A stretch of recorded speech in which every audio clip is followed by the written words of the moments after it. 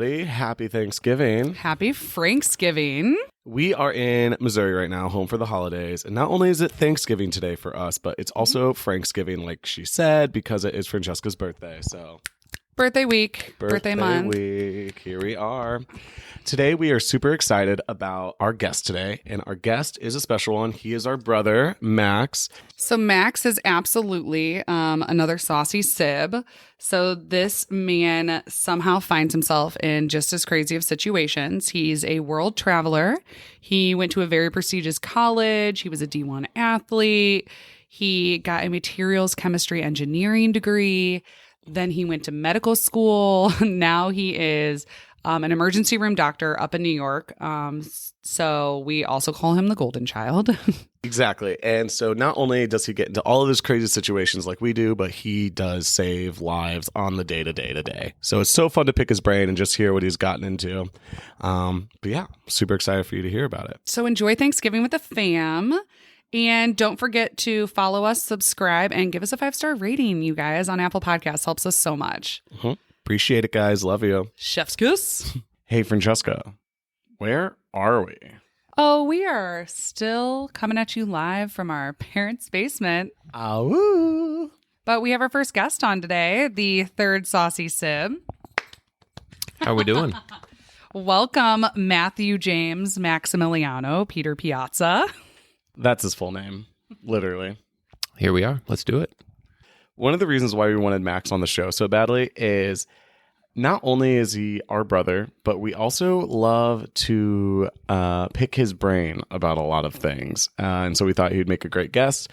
For example, one time, there I was in the jungles of Taiwan, and I thought I needed to talk to my brother about something. Well, I like to call this the one and only time that I've received a dick pic. So that happened. Well, you see, guys, I was having like a bit of a crisis where I needed to. So I was in the jungles and I was wearing cotton underwear, and I guess I just had a bit of a weird rash on my private area. Wow, what a way to start the podcast out. We're just really jumping into it. So I had a rash and I was wearing cotton underwear. Episode 6, STI. No, it wasn't an STI, but I thought it was. So I had a little bit of a rash, and I just needed to figure out what it was. And so I had to send Max a photo and be like, yo, brother, please help me out with this. And we'll just say that there's not a good medical term for what I saw except swamp dick. Swamp dick. And that's, as soon as you can imagine it just from the description I gave you there. Yeah, I guess it's it's a thing that a lot of the army men got in the Vietnam So is War. gangrene on your dick? No, it's not quite. gangrene. Oh my gosh. No, it's just, it honestly wasn't that bad looking, but Max told me to take an antiseptic white pad from my first aid kit and just kind of wipe it down, and it was gone the next day. So cheers to that. Honestly, I don't know what we would do without the free medical advice. But no, it's really just been like a blessing having a doctor in the family. And because as a self-proclaimed and definitely labeled by other people hypochondriac, I pretty much just get to call Max constantly. And because I'm always freaking out that like I have cancer, that I'm dying. Do you mind when we call you with crazy ailments and be like, Max, help me? No, it's all good. I just feel bad because sometimes it takes me 2 days to get back to you. And I'm like, hopefully they're alive still. Are we alive? One of these days, I'll die because you didn't get back to me quick enough. I know. I'm kidding. Well, God forbid we ever went to an actual emergency room. Honestly, like I'd probably just call Max like repeatedly. He's like come out of places. Francesca, I'm like literally watching a surgery right now. Please stop calling me. I don't care about your rashes. Nick, stop calling me. I should start calling your wife. Is Max around? Before we just jumped right in there with that intro, let's talk about what are we drinking, guys? True Saucy Sibz fashion. Max came home, or he woke me up. I think I was taking a little nap, and he's like, Nick, let's go to the wine and cheese store. And we need to get stuff for Negronis. So we picked up on my mom's Pomeranian named Bitsy, and we drove to the store. And we got some stuff for Negronis, and Max made me some Negronis. And Francesca, I got you a, what was it? It's a Super Tuscan, but Old World, of course, because I'm on a cleanse. So you're still permitted to drink Old World wine on a cleanse in my book. Cheers. Saucy Sib tip number 7. Good red wine is good for you. Max, can you confirm that with your doctor knowledge that if you are sick, you can still drink Italian wine? Well, it sounds like you can also use an enema of that, correct? Of wine? No. So my brother came home and he saw my enema machine in the bathroom, but he thought it was a Camelback, and he was very confused. And then I was just thinking, imagine how bad it would be if you took that on a hike and then put it in your mouth and then very quickly realized it was not a Camelback. as if someone would, mistake my enema Ew, I'm so grossed out with you two. thing. Oh, you started it. But no, so sorry, coffee enemas. That's more in the holistic health community. I feel like the allopathic doctor, Western medicine, isn't really into coffee enemas. But in the school of thinking that I follow, if you it's special coffee, which they would not let me make them any enema coffee the other day. And I was like, this coffee hasn't been in my ass. My whole family calls it my ass coffee because you have to buy special coffee because it doesn't have any mold, no pesticides. Then you make the coffee, you put it in the thing. And when you have the vagus nerve in your intestines. Yeah. And then, so the idea is that you, the coffee goes up there, stimulates the vagus nerve, and it detoxes your liver. What do you think about that? I don't know. I only have 3 rules. What? That's all you got to know. You only have 3 rules? And I don't put things in my butt. Imagine if you went to the doctor and they were like, all right, take this coffee and put it in your ass. Wait, hold up.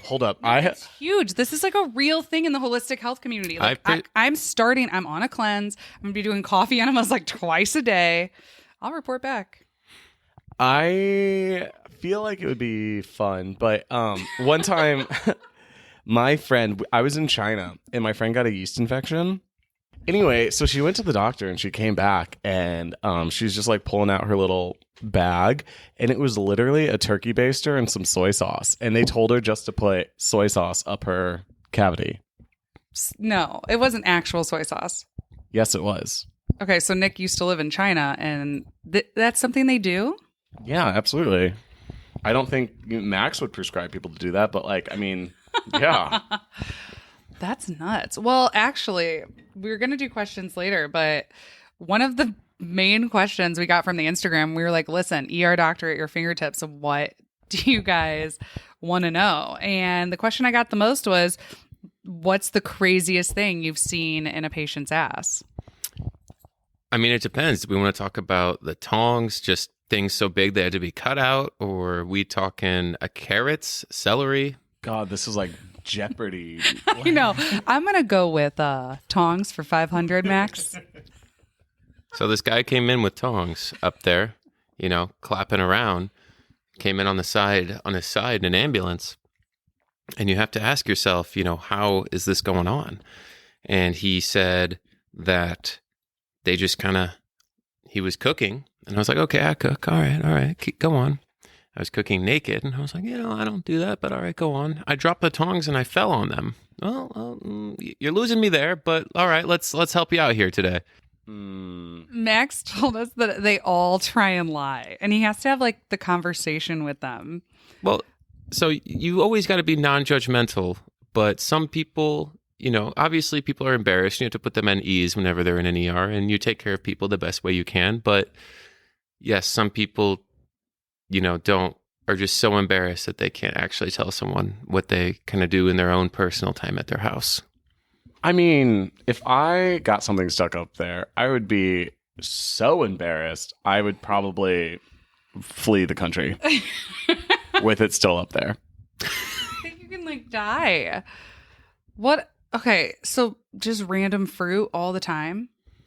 I mean, it happens, Or yeah. vegetables, I guess. Fruit would be a little... Well, at least fruit, it decomposes on its own mostly. Oh, God. I mean, so do you basically just tell them, once it's removed, hey, if someone were to put tongs up there. Again, in a crazy hypothetical, just, maybe you could do something like a plastic tong, wink, wink, like a dildo, wink, wink. I do have a little bit of a safe sex toy talk sometimes, yes. Ooh, a safe sex toy talk. Nick's acting like he wants it. Asking for a friend. Asking for a friend. So what else would you use for a tong? Okay, we'll go to the next question. So the next thing someone wanted to know is, what is something false about like TV doctor shows that you've like noticed? Well, first, all the medicines and everything's are always wrong. Oh. Always so far off. Like, what do you mean? If someone's in asystole, meaning their heart's not beating, you don't shock it. That happens in every show. When someone flatlines, you just do chest compressions. You don't shock that. Oh, I totally thought it was. I thought they use that thing all the time. It's only when the heart's beating so fast or just fibrillating and vibrating, basically, that it needs to be shocked back into a normal rhythm. So that's the biggest misconception here. Oh my gosh. I am about to like, if it was post-apocalyptic and someone had flatlined them, I would just be electrocuting them, is what you're saying, over and over. I'd put them in a bathtub with a toaster, just be like, come back to life. I mean, I think that was in one of the Thor movies. Oh, yeah? Maybe. I don't know. I haven't seen them all. All right. And this is great.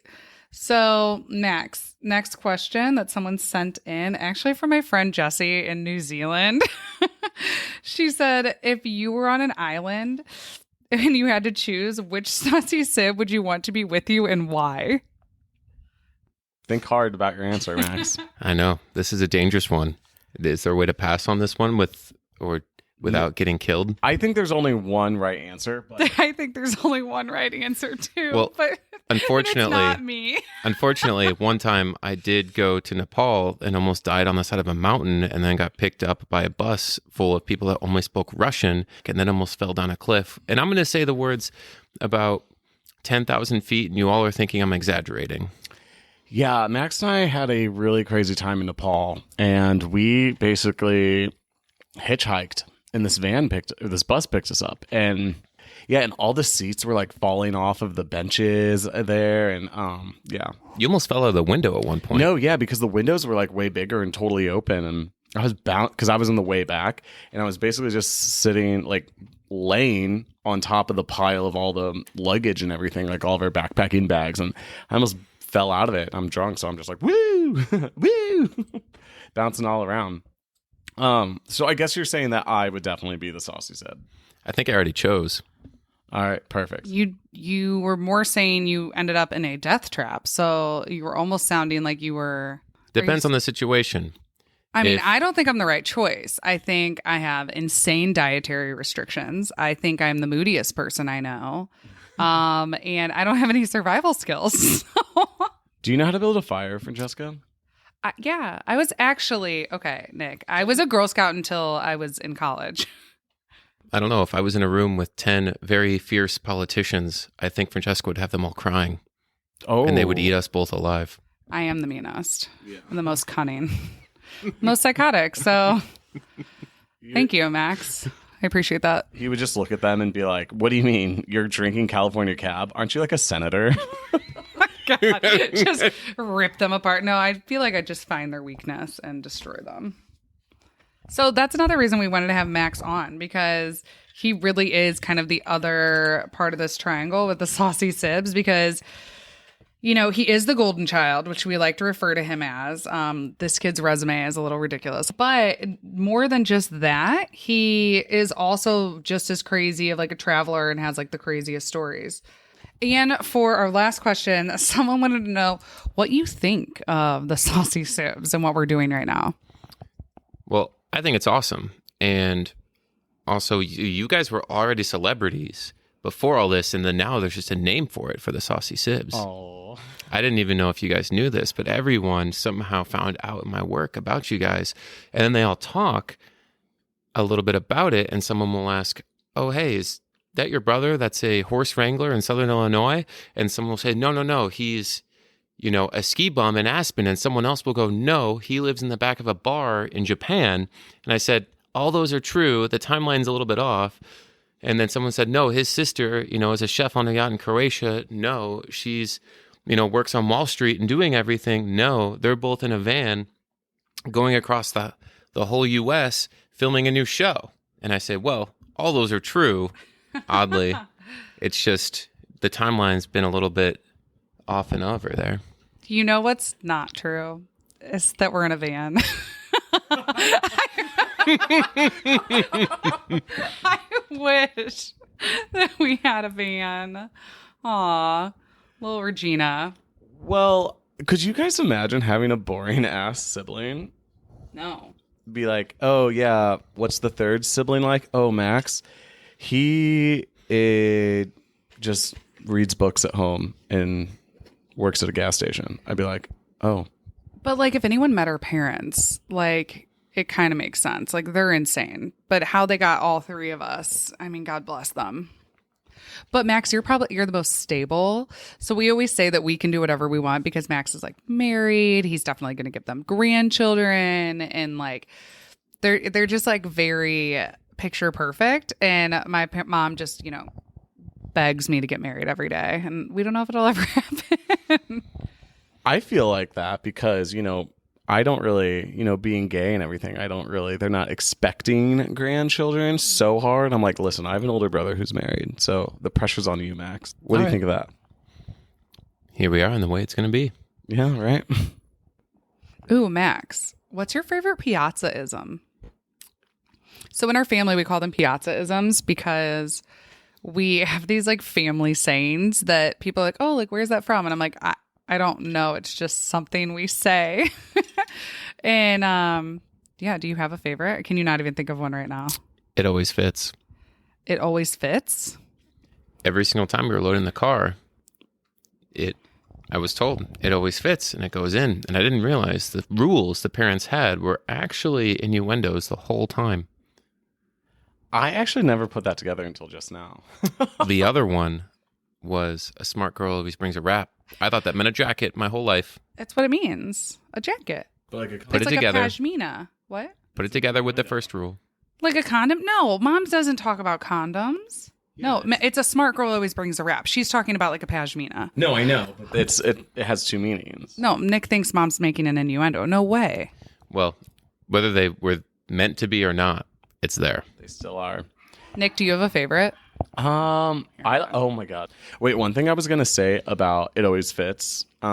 We would go on these family road trips, and they were always pretty long and intense. And we would fit like 3 dogs, 3 kids, all of our stuff into it, and our parents, and we would go, down to Florida or something.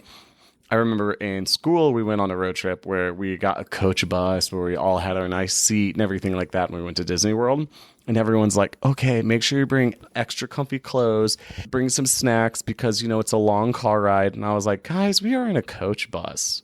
I remember like being shoved in the back, no seatbelt, eating dog treats next to dogs. No, really. We were, but basically you were in like the trunk. We called it his apartment. And I was like, wow, I have my own apartment. Really, I was in the trunk with 3 dogs. Like a large trunk, like an SUV, but still. I know. Yay for road trips. And I was like, wait. You would think that would have made us not like it. But like, we went on so many. My dad used to take the seats.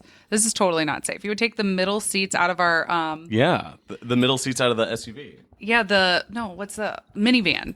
And then we would just put blankets down and make like a fort, like on the floor is how we would drive places long distance. Just bouncing around. Made multiple pillow forts in there. Yeah, and he set up like a PS2 back there. But like we didn't have like a nice car really.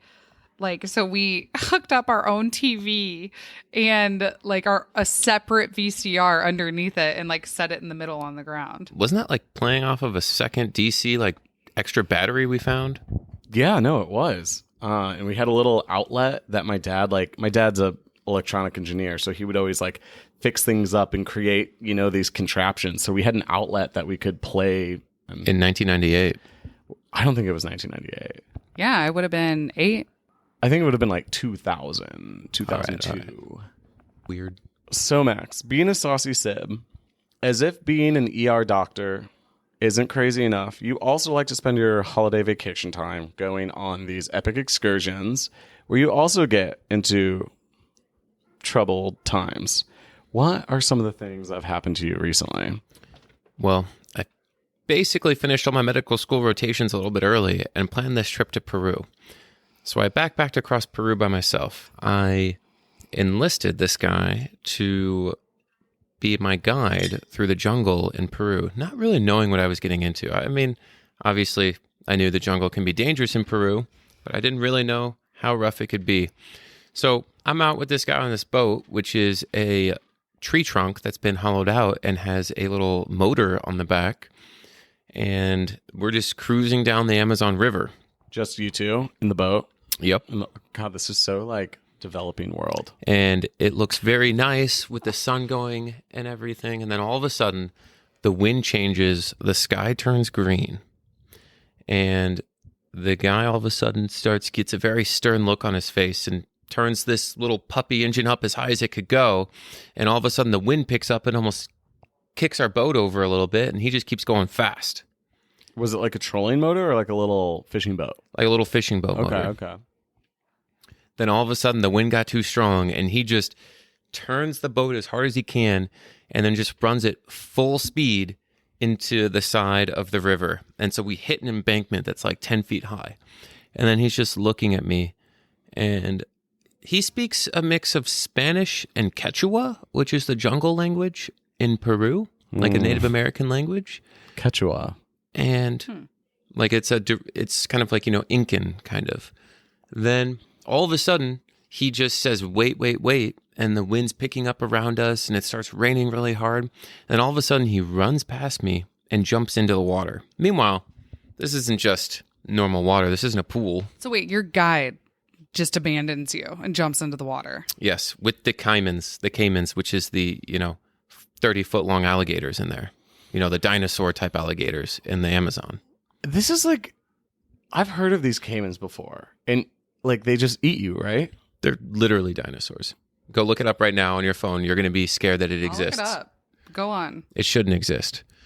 So now I'm sitting there. I'm not waiting around to see what happens next. I dive head first with my backpack on right behind this guy. That's actually how I broke my phone, was diving into this river. And all of a sudden then we then have to swim out back to shore because the current took us a while. And then we get onto shore.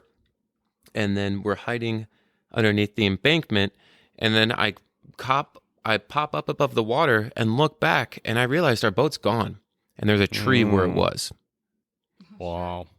A tree just took out our boat over. And our boat's gone. How wide was the tree? Like we're talking a full-on rainforest monster. Like, more than 7 feet across. And it's just, our boat's gone, buried underneath this tree. So then he starts looking at me and he's like, are you ready? And I'm just thinking, ready for what? He climbs up the embankment and starts sprinting through the forest, with the anacondas and everything. He just starts sprinting away from you. Yeah. God, I wish I had like a video on you, like a movie, like just your face. So I start sprinting after him and then he says, eyes up, because there's trees falling that I'm dodging back and forth as we're running through the forest. So we keep running for a while until all of a sudden we come to this large clearing. And in the middle of the clearing, there's this little hut. And then we dive in there, and there's just 4 Peruvians sitting in there drinking beer. Just like, oh, this is jungle shit. And I walk in, and I was like, wow, that was crazy. We almost died. One of them looked at me and said, this storm happens once a year. Don't be so dramatic. You're kidding. Yeah. Can you imagine if someone told me what, just don't be dramatic, after my guide jumps into the river and then starts sprinting away from me? My boat just got chopped in half, dude. I've never been in a situation like that. So I would be dramatic. Oh, for sure. Then the next day, it gets even worse though. He brings me out back to where my hut was, and my hut's destroyed by a tree. So if I had been sleeping in that hut, I would just be dead. If I had been sleeping in there. What was the hut made out of? Just wood. Wooden nails and stuff? Yeah. So then he says, this is going to be great fishing weather.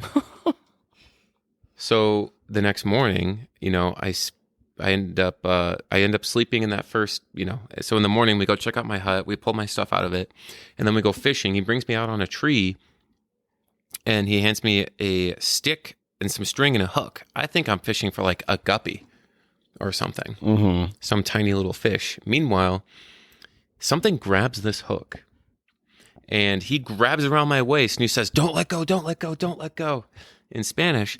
And I'm holding on, we're wrestling this thing down. All of a sudden, I see it's getting close, and I go to grab the fish and bring it out of the water. He slaps my hand and yells, "Pez electrónico! Pez electrónico!" Oh, electric fish. It was an 8-foot long electric eel. Do they eat eel, I guess? I don't know. All I know is You guys caught it. we reeled it in eventually and then got it back. And I just wish I would have known that that's what we were fishing for. I didn't need any more adrenaline in my life after the night before, but maybe I did. I just didn't know I did. It sounds like they just failed to give you a lot of like information and cautions while you went on this whole trip. I don't think you really get information and caution in like third world countries all the time. Especially like a jungle guide in Peru. So can you not, like, if the electric eel is out of the water, can you not touch it? So not till, it relaxes, but it's more dangerous in the water, he was saying. I didn't corroborate that with, an encyclopedia, but... Do you remember encyclopedias?